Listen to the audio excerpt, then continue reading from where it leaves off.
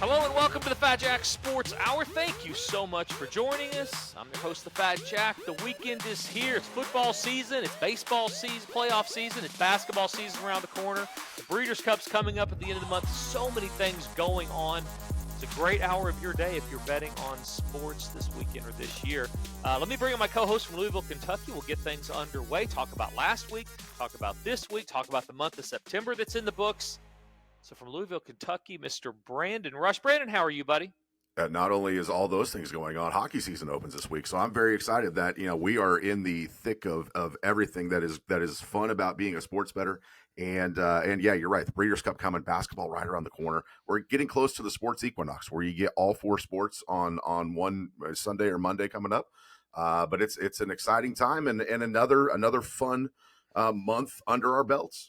Yeah, if I could bottle September and say this is every month of the entire year, I would do that. Mm-hmm. It was a great month.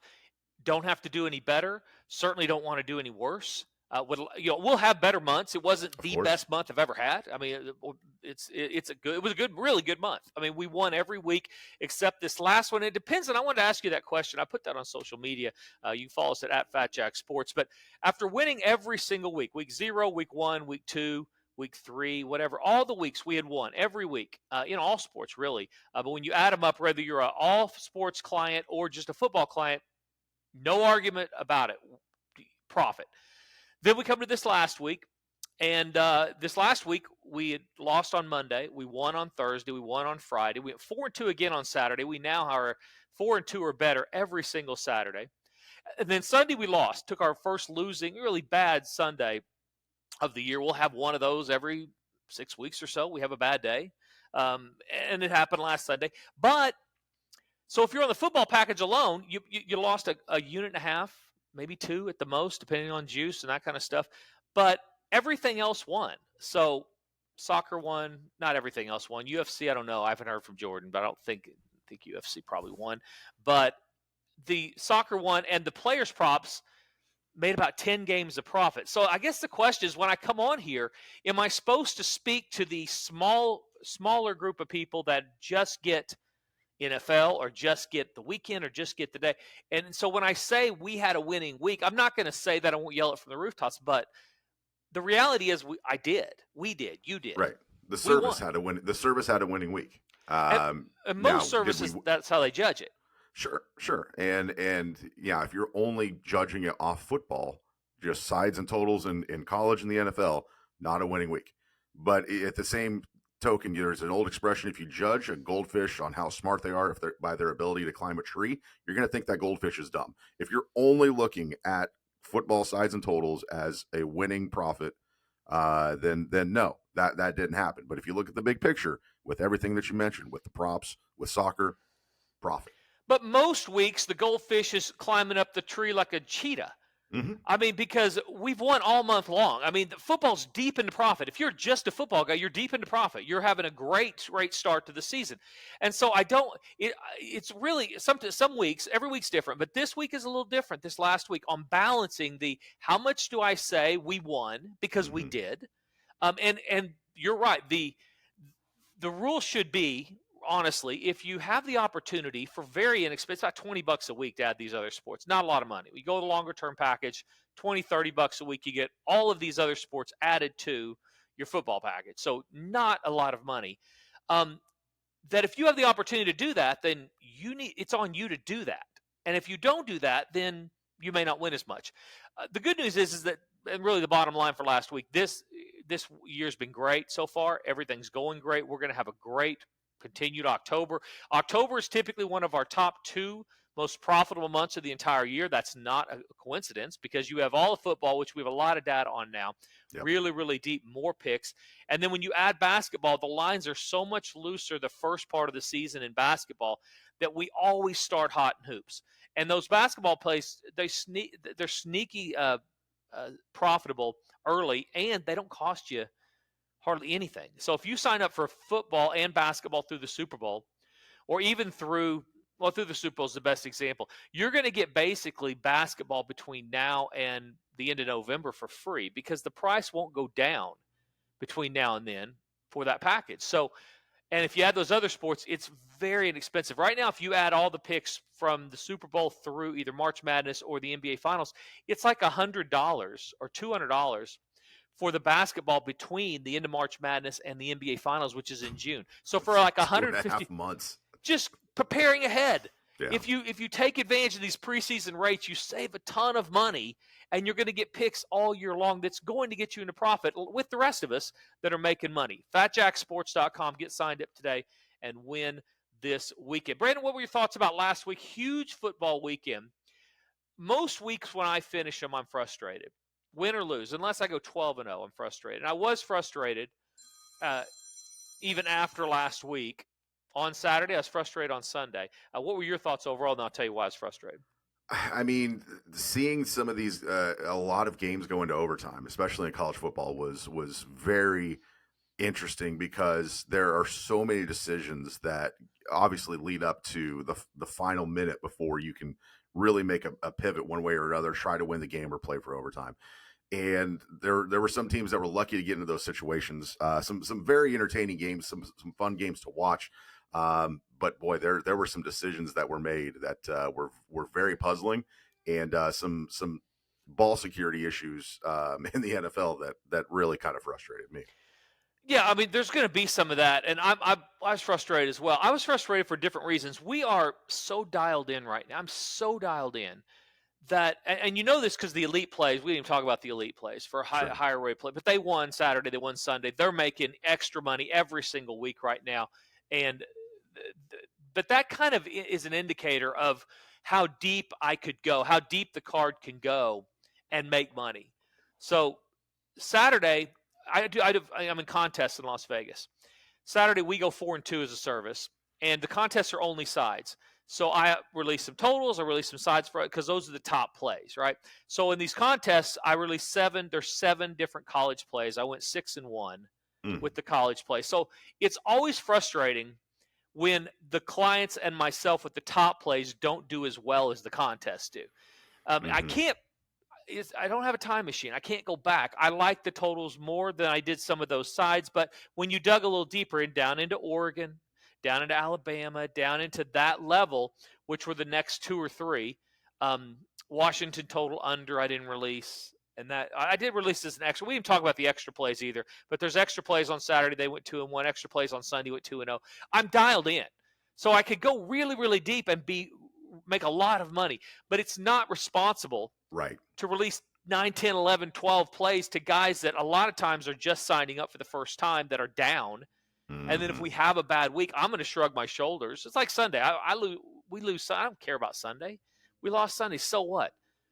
We're so far up, it doesn't make any difference. But I try to be cognizant of all the players that are signing up for the service. It's frustrating on Saturday because I'm 6-1 on those plays in the contest. Sunday even more so. Sunday we had a bad Sunday. We didn't win. We lost 3 games on Sunday. 3 units on Sunday. My contest plays, and those were a lot of totals on Sunday because I like the totals. Contest plays went 4-1. They're 5. I released 5 contest plays. They're 4-1. Take out a couple of the totals, put in Jacksonville and a couple other those sides. The Giants were 2 of the teams that I put in. Dallas I put in. Yep. And so those sides I put in, it's always better in hindsight, but I'm frustrated because of that. But the great news is that it's a lot better than be guessing and not know. Sure. Because we're going to win a ton. We've been winning a ton of money. We're going to keep winning a ton of money. But and like you said, though, it is a balancing act of responsibility because you could come out here and throw out 25 every game that's on your slate. Every game I have a package for that. After you put in the hours of work to go through and be like, hey, these are the games, and then you rank them and then you pare them down from say 20 to 10, and then down to maybe 4 or 7 on any given Friday or Saturday, Sunday. You could go out there and release all 25 of those, and some people are going to love it. Some people are going to think this is crazy. For a long-term plan, though, you can't do that every week to everybody. Yeah, it'll bury people that are really close to the vest. We're going to have huge weeks, and so I have packages for that. I mean, what the elite package offers, I mean, the top selection package had 9 plays on Saturday. It's not like I released 2 games. I mean, we had 6 6 plays, either selections or pages. Then I had 3 extra plays. So you got access to 9 plays. That's a lot.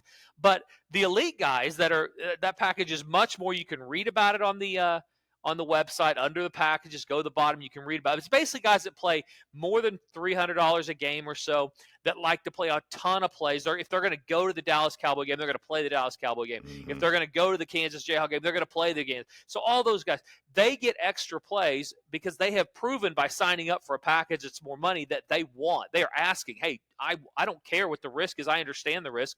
Yeah. I want more plays. That's what I do. That's what you do. We play those plays. There were 9 more of those on Saturday.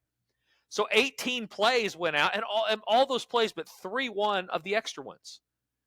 Now, Georgia, did Georgia go over? No, it was 24-21. Yeah, so three. So they went 6-3. 1, 2, 3, 4, 5, 6-3 on those extra plays on Saturday. Sunday, same type of deal. Extra 1, 2, 3, 4, 5, 7 extra plays on Sunday. So I offer those, but just not with the top plays because they're lower rated. Yep. And they're only going out to people that say, I want more money or I want more plays with more added risk. Willing to take on that extra volume. For what, generally speaking, is a lot of money and a lot more money. So fatjacksports.com. Yeah, what'd you think? Alabama, Georgia? Who's a better team? Oof. Who's the best team in the country?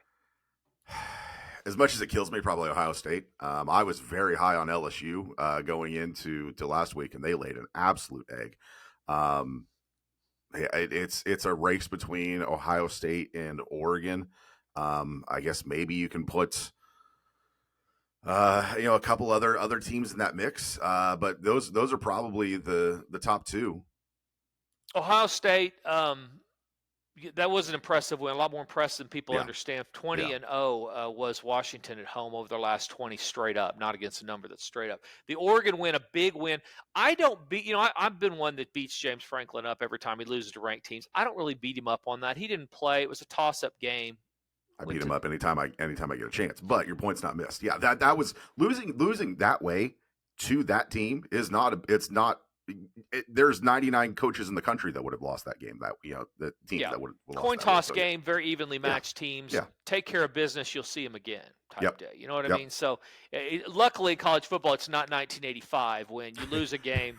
your season's over. You might as well just fold up shop, open up basketball. Figure out what's going on at the Tangerine Bowl in sometime or mid-December. So you have a shot to get back in it. So people talk, who's going to replace James Franklin? That's stupid. That's clickbait. Nobody needs to fire James Franklin over that one. Now, if he loses 2 more games, maybe. But it is a be careful what you wish for. We lost another coach this last week, Arkansas. Mm-hmm. Sam Pittman. Sam Pittman got fired, yeah. Loses his job, and I think that was probably rightfully so. They had a bad start to the season. Books thought they were going to circle the wagon. They were a 4.5 point underdog at home to Notre Dame that really just took them behind the woodshed. It wasn't even close. Kind of showed not only the disparity in talent, which there is, but discipline. And that is a lot of coaching. We did see some things both Saturday and Sunday. Coaching discipline. I'm not talking about decision making because it's a totally different thing, but some of these coaches are showing their youth, showing their inexperience in some of the ways they're doing things. Dallas Cowboys head coach, I thought he made a bunch of mistakes in that game with timeouts, with wasting downs when it's obvious they're not going to be able to run the ball. They scored 40 points, so it's hard to complain about an offense. But conversely, same side of that coin. Green Bay made some flabbergasting choices late in that game.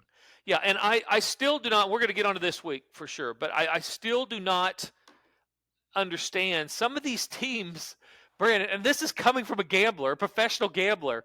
Some of these teams have forgot that punting the ball is an option. Mm-hmm. They are going for it on their own 40, on their own 30. 4th and 2 from your own 30, and you're only down 10, and it's in the second quarter. Punt the ball away. Play defense. You've given up 13. It's 13-3. And I'm speaking of Kansas City and Baltimore for one. And I understand that you don't want to give the ball to Lamar Jackson, but what are we doing? And sometimes they're going for it, but I'm going to have to factor in some of these coaches that historically have been more conservative are not punting the football. They are buying into whatever analytics say. I have a better chance of picking up 4th and 2 from my own 38. Which, by the way, puts your opponent in field goal range almost automatically if you don't get it. I have a better chance of picking that up than I do punting the ball away and stopping them before they would get back in field goal range. I guess there is a number on that somewhere, somehow, when you're talking about offenses, and that's what has to be going on, because I've seen some of these coaches have made changes in their career, and some of them, like say Andy Reid, long career. This is not a new coach, Right. and not just him. I'm not picking out Andy Reid. I'm just saying that is something that I'm going to have to, and am currently going through and rejudging and reassessing when these guys are going to punt, because it's clear that somebody gave a seminar on analytics and they're not punting. And with that, with the new kickoff rules, you are seeing a lot more teams on the plus side of the 50 decide to actually go for it instead of trying to pin a team deep inside the 10. If they are kind of on the fringe of a field goal range and they go for it at or over midfield, with the new kickoff rules, if they do with the landing zone and all that stuff, and the dynamic kickoff and the amount of kickoff returns that we're getting, field position is becoming a maybe a less valuable commodity in some instances than points are, which is definitely a detraction from everything that we've learned over the last 30 years of watching and playing this game. Yeah, which is fine. Like I say, we're not crying wolf or crying about it, because we're having a great year, great start to the season. But it is just some observations from last week, which are, I think, are always important to look at. And yeah, you're right. I mean, the new kickoff rules have mattered, and I talked about this on the TV show. Actually, Teddy, the guy that I'm on with, he brought this up, and he said, yeah, the totals he thought were going to, this is after week 2, going to trend more to the over because of the kickoff rules, and that combined with the fact that kickers they have stronger legs, and so because they have stronger legs overall, guys are taking the chance. It's not just at Mile High that a 58-yarder is an auto. It's nothing anymore. Let's kick it. And they've changed the rules with the kicking balls. It used to be that they had to turn in balls to the referees like an hour before games. They can just bring their own balls now. I think these kick balls are juiced up big time. So we're seeing some huge field goal attempt lengths, and these kickers have gotten really good too. On top of that, yeah. So things that you are not looking into when you're at your job as an attorney or a truck driver or whatever it is you're doing for a living. Brandon and I are figuring this stuff out. This is what I'm doing 24 hours a day, 7 days a week, figuring out a way to make money for my clients and myself. So fatjacksports.com, sign up today, and let's get into another winning week. Brandon, college football, let's start there. What do you like this week? What jumps off the page at you? Where are we going? Vanderbilt, Alabama. A top 20 ranked game is going to be obviously the marquee game of the week. Very interested to see what Penn State does after the loss going to UCLA. Granted, UCLA obviously already fired their coach, not having a great year, but is that a type of game, losing the way you did, that can beat you twice? Also curious to see if Texas can beat a Power 4 opponent.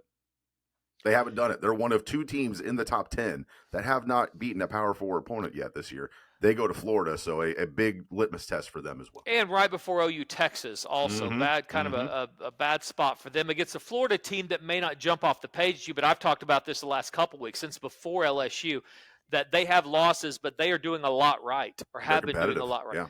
Definitely doing a lot wrong also. I mean, they're not doing everything right. But, yeah, that's definitely the one for me. Vanderbilt, Alabama. Vandy was one of our losses on Saturday, and they were covering with 30 seconds to go or 40 seconds to go. Just dominated the game, giving 23 and a half or so to Utah State. They give up a lot. They put in the 4th team. We've had a couple of different 4th teams beat us this year, which, still, I'm not complaining. 4-2 is fine. But Vanderbilt wins, doesn't cover. And now they get Alabama coming off a huge win. Vanderbilt 1-4 against the spread their last 5 against Bama. They do not normally not only win, obviously, they don't cover. They are a better team this year, though. They're playing better on both sides of the ball. Defensively, I don't think they're strong enough to even be anywhere near in this game. In fact, that's my first free winner of the day, will be Alabama minus the points against Vanderbilt. Vandy 1-5 against the spread their last 5 against Bama. Bama 7-3 against the spread their last 10. This is a team that is covering. We think about the Florida State loss and how good that was and do all of that, but the reality is Alabama, not just winning, outperforming the market and covering numbers.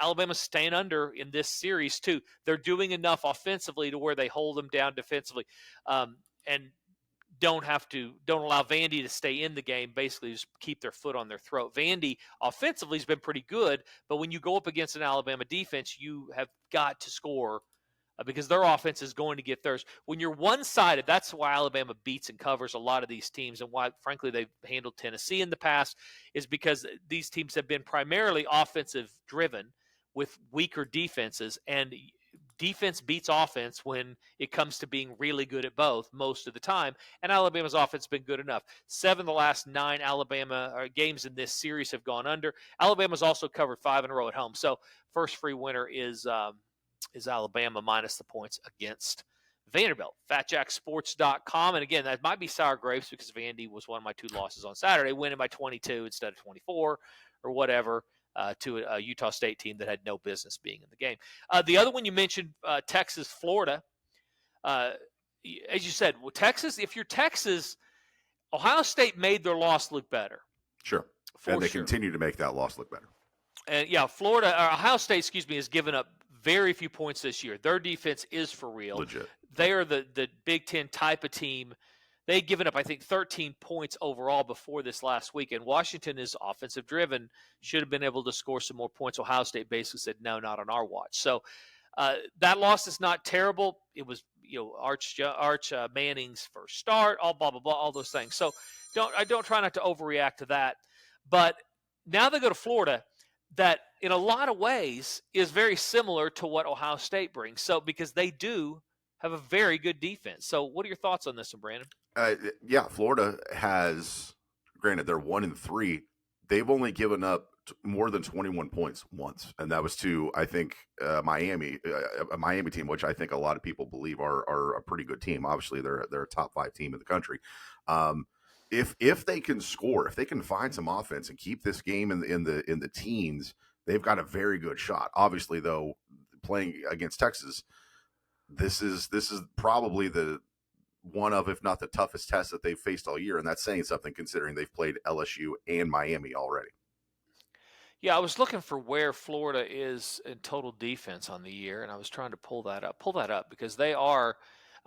And by one of those teams that has played a really tough schedule. I mean, it's not when you're looking at Texas. I mean, obviously you'd rather be Texas right now than Florida, but Texas, to your point's beaten nobody. So now they go play somebody that has already had really difficult games and not won those games. But I definitely think this is a really good test for Florida, having nothing to do with the fact that they have Oklahoma on deck. Florida's only allowed 284 yards of total offense per game through the first 4 games of the year. And like I said, 2 of those against ranked opponents. That puts them roughly 20th in the country. Whereas you look at Texas, they are 4th. It's so hard to tell. In total defense. I mean, when you're playing the teams that they've played, it's really hard to tell. That game opened 7.5. Texas a favorite. Sharps immediately jumped on the exact things we're talking about. That's the thing. And it's down to 6.5. That's the thing, Brandon. When you listen to this show, right, wrong, and different, whether I'm right or not, I think about this like players that win betting on sports. So the first thing that's going to come out are strength of schedule, too obvious to guys that are going to find their way toward the better teams long term. And so that jumps off. A lot of people would be Arch Manning record, Sarkisian, all those things, and they would make excuses for the Ohio State loss. I immediately go to the 1-3 team and say, all right, now wait a minute, what have they done well? And what they've done well is play defense, and on the road they've done well and play defense. So that's what Sharps will do. They'll say there's value in the bad team. It was 7.5. We'll get it before it goes down to 7. So they hammered Florida. Now it's down to 6.5, below that key number of 7. So a little bit of the value is gone. I'm not saying Florida's even going to be a play of ours, but I'm heading you down the path to help you, kind of handicap these things correctly. So Florida, the problem with them, when we talk about the good of Florida and the bad of Texas, the problem with Florida is that their quarterback he does not make good decisions. He gives it to the other team. He's playing a very good team, and they're a team that is not winning football games. Sometimes, and we saw this with Florida State the last couple of years before this year, some teams, especially the ones that have really good athletes, they just can't figure out a way to win. They're going to do just enough. Somebody's going to do just enough to lose, and that's what we've been getting out of Florida, along with really bad quarterback play in some of these games. Lean toward Florida, but just a lean as it's below that number of 7, because you could look foolish there too. Texas off rest, off bad opponents. Everybody's healthy. They're playing really well right now against who they've been put in front of them. They could go win with 3 touchdowns. So tougher game on the schedule, I think, is at least it stays below 7. So FatJackSports.com, sign up today and win this weekend. We're going to have another great week. Player props having a great run right now. Football's won every week except one over the start of the season. 4-2 is the worst Saturday we've had. Get all the plays. You're going to play less than $120 a week or so, and you're going to make money all year. If you want to stay in touch with everything related to the Fat Jack, follow us on all the socials: Facebook, Twitter, Instagram, Snapchat, TikTok, you name it, we are there at Fat Jack Sports. You can also watch the Fat Jack Sports Hour on YouTube every week. Get free winners and tips on how to become a better sports bettor. Plus, see Jack's appearances on the nationally syndicated TV show Beat the Odds. Stay connected with the Fat Jack Sports Service at Fat Jack Sports on all the socials and on YouTube. Before the ball is tipped or a shot is even taken, before the crowd explodes or history's made. If you're going to bet, have a game plan. Bet legally, set limits, and keep it fun. When gambling becomes a problem, visit responsibleplay.org to find help. Hey guys, this is the Fat Jack. Are you finally ready to get a better plan betting the games this year? Let me help. Go to FatJackSports.com, where we understand that it's not the gambling she hates, it's the losing. FatJackSports.com. Welcome back to the Fat Jack Sports Hour, and now here is our host getting you ready to win in October. He is the Fat Jack. Thank you so much, Brandon. Fat Jack Sports Hour, segment number 2. Basketball season starts here in, a couple weeks, right? We get NBA starts on the 21st. Thunder hosting the Rockets. That'll be that's quickly approaching. That's only 3 weeks away. So we'll have out the season win totals to all basketball clients sometime around the 15th or 16th. I like to let them get into the preseason a little bit, see exactly who's new and how they look before we do that. But yeah, a lot. And then college basketball right after that. Basketball ended really, really strong again, made over 20 games of profit between the end of college basketball season and the NBA Finals. So great run. Had Oklahoma City to win it all earlier in the year. So, I mean, really, really nice run in basketball. Those plays are very inexpensive. You go look at FatJackSports.com. You can get football through the Super Bowl, all the bowl games, NFL playoffs, all of it for $1,600 right now. If you add the hoops, it's $2,800. It's $1,200 basically for basketball all the way through the Super Bowl. But if you go beyond that, you're only paying about $400 or so to get basketball from the Super Bowl through the NBA Finals. So it's That's 4 months. I mean, you go mid-February to mid-June. So it's about $100 a month for hoops, $20 a week for basketball. All of it. That's March Madness. And when we get to the Super Bowl, guys will pay $5.99 or $6.99 just to get them from the Super Bowl through the end of March Madness. Don't do that. Plan ahead. There's still some payment plan packages on there. You can pay it out over, I think, 3 months right now. Best bet is when I offer it in late December for the new year. Get it at the best price all year long and pay out the service fee over 8 to 10 months. That's the best way to do it. But right now, get on board today, but take advantage of the longer packages to not only pay less for the picks, but save a ton of money, especially when we get into 2026. So Super Bowl to March Madness, NBA Finals. Whether you're getting all the picks with the soccer, the UFC, all of that, or you're just getting the basketball, you're going to get it for like $20 a week. Guys, if you want to make money betting on sports, treat this a little bit more like an investment and a little bit less like I'm going to the fair. You're better than that. So FatJackSports.com, get signed up today. You talked about Penn State, UCLA before the break. Penn State 24.5-point favorite on the road at UCLA. I've been to 2 UCLA games this year. Their head coach, from what I could tell, did not play one down of either of those games. He stood on the sidelines, did a horrible job. Good running back, bad coach. But they are not going to fix their problems with a coaching situation. Mm-hmm. And the bigger problem at UCLA, Brandon, is they are not there's two different ways to go right now. You either commit to football, you agree that this is the temperature of the pool, I'm jumping in, and I don't care that it's cold, I don't care that it's uncomfortable. I'm going to raise NIL money, I'm going to hire players, I'm going to try to get the NCAA to do their part and regulate some of this, some type of salary cap or some type of profit share, something. But in the meantime, I'm going to circle the wagons. I'm going to raise ticket prices. I'm going to get boosters involved. I'm going to make money for the NIL, and I'm going to go get the best players I can because that's what's working. Ask Texas Tech. I'm going to do that, and so I'm jumping in the pool whether it's 40 degrees or not. Or you're going to walk up to the edge of the pool, and you're going to say, it's cold. I'm going to wait. I don't like it here. I'm not getting in, didn't it? So I'm going to stand over here, and I'm going to try to get some sun while I'm not jumping in the pool. That's what some of these schools have also done. There's some of you that are still having to decide. I'm looking at you, Oklahoma State. You have to decide. Mike Gundy was a symptom of the problem, first and foremost. Mike Gundy did not all of a sudden become a bad football coach at Oklahoma State after 20 years. He was a symptom of the problem. Now, Mike Gundy also, from what it looked like from the outside in, was resistant to changing with college football, what college football is. And so that isn't going to work. But Oklahoma State, and I'm talking not only to the university and the athletic department, but the donors, the boosters, the graduates, the oilies, all you people out there fracking, you're going to have to pony up some money if you want to be good at football anytime soon. Yep. Because that's what's going on right now. You either get on board, you jump in the pool, or you walk away and go get a hot dog. Oklahoma State has to decide whether to do that or not. UCLA, to my point, and then, Brandon, you tell me what you're thinking, but UCLA, to my point, has decided we're going to stand over here on the sideline. We're not committed to that right now, and they're going to have to work through that. They're not going to solve a lot of problems just by firing their head coach.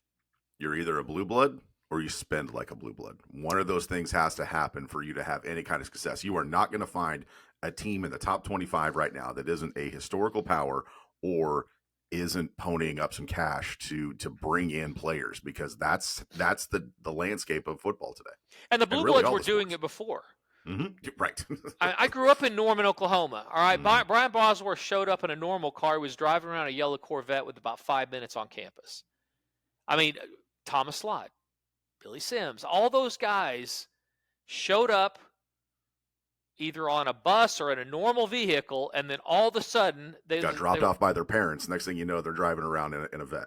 Driving around a Corvette. There were more Corvettes in Norman, Oklahoma than there were on the Las Vegas Strip in the late 80s, early 80s. I mean, just 1984 was a wild time in Norman. Good time to be selling vets in Norman, Oklahoma, at Big Red Sports and Imports or whatever. So, yeah, that's the world they've been living in. So Texas and Alabama are like, okay, we don't love this because now everybody else, the rules are fair for them, but we know what to do. We'll put this system in. We'll raise more money. Our guys care, blah, blah, blah, all those things. But some of these other schools that were able to go out and out recruit, now find talent, all those things, they're having to make a decision. Teams like UCLA they're outwardly saying, yeah, I don't know that we're ready for this. I don't know that this is our world. And if you go to the games, you're seeing that. Nobody's there. I'm paying $80 a ticket to be in club level with a carving station, open bar, sitting in cushioned seats on the first row, overlooking into the the upper deck. Yeah, the mountains. It's at the Rose Bowl, and you're parking on the fourth hole of a golf course. I mean, the place is ridiculous. They're not interested in spending a bunch of money on football, and so they're going to have a really tough time. So Penn State, this is a good get well. You want a good get well spot with a name on the front of the jersey that doesn't match up what's going on. Play a really smart school that has historically been pretty good, but not now. Play Stanford, play Northwestern, play UCLA. These type teams that it's hard to get in. They don't have a huge client base that cares. They don't have a huge alumni base that cares about football that's going to give a lot of money, or they're just a small school overall like Northwestern. They're going to struggle going forward because they're not going to have the money. And it's really kind of a get well spot for Penn State that are whiting out and setting records in that stadium, how many people are showing up, and people are losing their mind because they can't beat a top 5 team in the country. So good spot for them. I'd lay the points and play Penn State. I think they score as many as they want in that one. Brandon, what do you want to talk about? What else jumps off the board to you? As exciting as last week was in the NFL, this weekend has the potential to kind of be maybe a little bit under the radar week. You had a Ireland game. Minnesota stays over in Europe and is moving to England to play at Tottenham against Cleveland. I'm curious to see how the teams do. Obviously, coming back from England or coming back from games in Europe. I'm also curious to see about the teams who are there for 2 weeks. And granted, we don't have a lot of data on that because I think Jacksonville has been one of the only teams that's done that, where they've played 2 consecutive games across the pond. That's going to be an intriguing matchup because you have an offense that's still kind of struggling to find its footing with a new quarterback against really had been a pretty good defense in Cleveland. Yeah, it is one of those things you can apply some common sense when you're talking about how they're going to perform. The teams that are able to stay over there, anybody's ever been to Europe, it does take some time. I was impressed how Aaron Rodgers played early. I was impressed how Pittsburgh looked, confident with them. But I do think that was as much about what Minnesota is not right now. And I did talk about kind of like we saw with Browning for the Bengals. Week 1 looked great. Week 2 backed way up. Yeah, that was you could anticipate that was probably going to happen with the Vikings as well. Yeah, that he was after week 1 looked great, week 2 backs up. That you want to talk about Sharps hammering an early number. That number opens at 7, and immediately they hit Cleveland. It's now 3.5. I mean, the biggest line move so far has been that. Again, sharp players, winning sports gamblers love defense. They love what they can count on. You can most of the time count on defense. And when you've got an older, they don't think Minnesota's going to have any success offensively. So you're talking about going over there. It's as much about scoring points for Cleveland as anything. How are they going to get it in the end zone? And they should have some success doing that. It's the lowest total on the board by a wide margin this week too. Yeah, and people will look at that and say, well, this is the travel. It is a little travel, sure, but we've seen that. If you look at the history of these overseas games, favorites cover about 63% of the time. It's a favorite driven on all overseas games, but the total is right at 500. It's about half over, half under on the history of these games. So you don't get that reaction. A lot of times the totals are pushed down. The numbers that are released are pushed down because of that. People know, the line setters know that people are going to look at that and say, oh, they're going overseas. They didn't sleep well. They're going to play bad offense, low totals. So the numbers drop based on that. But over the history of those games, it's about 50-50. So if this game goes under, it's because Cleveland does what they've been doing, which is play really good defense and don't give up a bunch of points and don't score any points. If it goes over, it's because turnovers by the Vikings most likely, and or Cleveland gets something going offensive, which is less likely. But you could see a world that Cleveland creates some turnovers and score some points that way. Trying to pull up the trends on that, but yeah, right around 500 on the total, and favorites are the way that you should be going if you're going to be betting the games overseas. Ethan, what else jumps out on Sunday?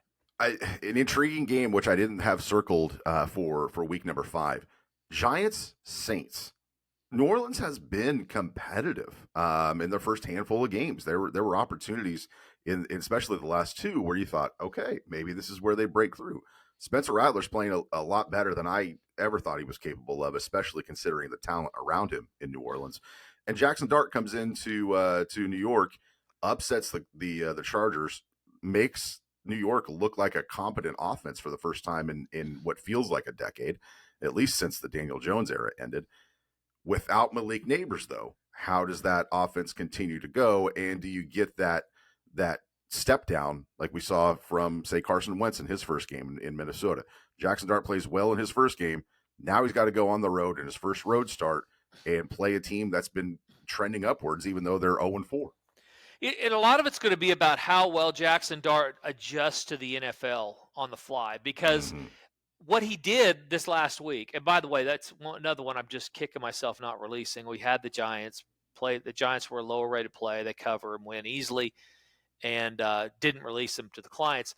But the way that they did that does give me a little bit of hesitation, because if Jackson Dart thinks that he can just run up and down the field on NFL defenses, he is not going to be playing much longer. And that has nothing to do with his hamstring. He does have a bad hamstring now. And so that, how well they're able to heal that, get that back on board. But that does limit his mobility, which he did throw it well when he threw it. But he was a takeoff guy.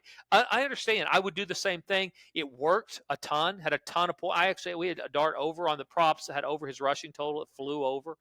Also had their running back, Skattebo, over his total. We're going to bet over his total until further notice. They're going to give him the ball. Him and Puka Nacua, automatic overs. Every week, I'm betting over them. They can't put that total high enough right now because he is setting up everything they do. He's getting forfeit. That dude, 4 or 5 yards a carry, Skattebo I'm talking about. And by the way, I think he may have Tourette's. Have we seen if he has Tourette's or not? I don't. Not that I'm aware of, but I will look at it. He either has Tourette's or he's got a helmet that's too big or too small, because he twitches his head left to right almost after every single play, as if he got his bell rung, even when he didn't have his bell rung. Watch him this week. If you're out there driving around, you happen to turn on the Giants game, watch Skattebo. Every time he carries it, he shakes his head. AI is hilarious. If you just type it, I literally Googled, does Cam Skattebo have Tourette's? AI overview. No, he does not have Tourette's. I do not believe them. He said he started, it's OCD. It's not Tourette's. So they are diagnosing it, or he's come out and said I have OCD. I believe it's diagnosed. Okay, so if I don't want Chat AI whatever diagnosing Cam Skattebo, but if he has come out and said I have OCD, okay, he's got OCD. He could have OCD. It's similar symptoms to what Tourette's or melanomic tics and jerks. Let's call it that. Melanomic tics and jerks. That's a different version of Tourette's. He doesn't have the verbal. He's not telling people to F you. He's not cussing at him, but he's got a tick for sure. Something's going on with his head. So OCD might work too. Anyway, interesting cat. Reminds me of John Riggins. I love watching players like that. They just basically are the hammer every time. Peyton Hillis back in the day with the Browns. Who was the kid at Stanford?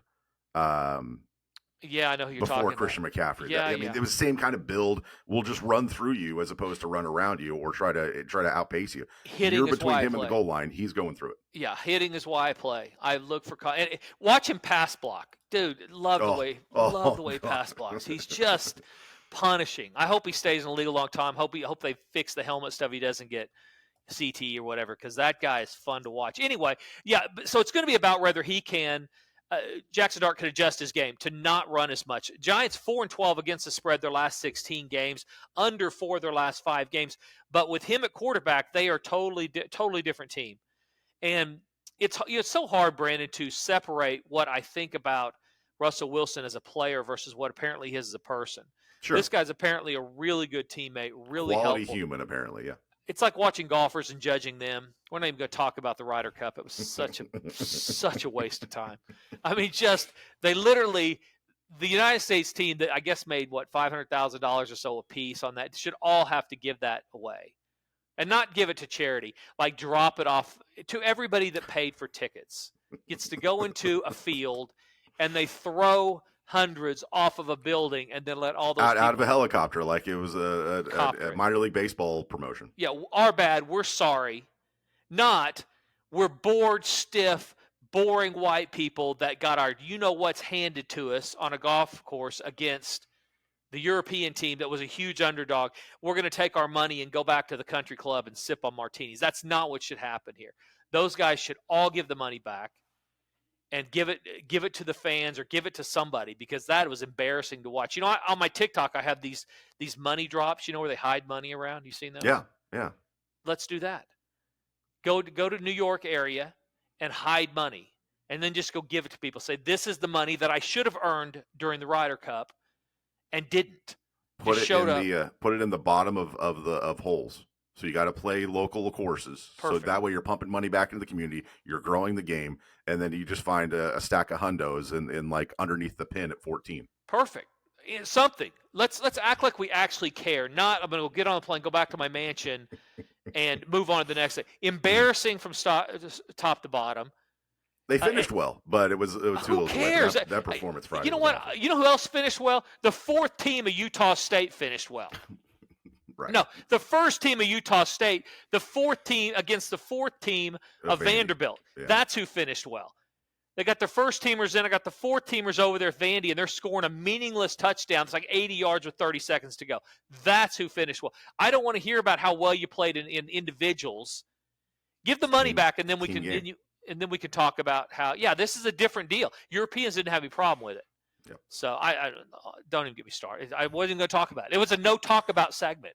Toby Gerhart was the name I was trying to think of. The Stanford running back who Cam Skattebo reminds me of. Just a hammer. Love that guy. Christian Okoye.